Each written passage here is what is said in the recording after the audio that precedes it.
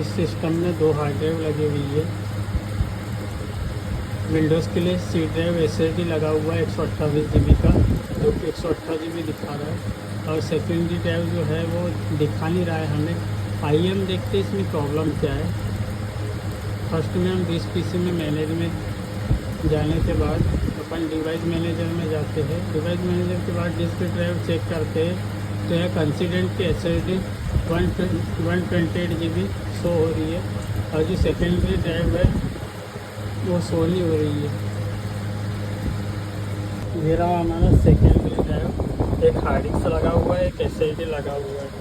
आइए हम इसके कनेक्टर को साफ करके एक बार फिर से चेक करते हैं।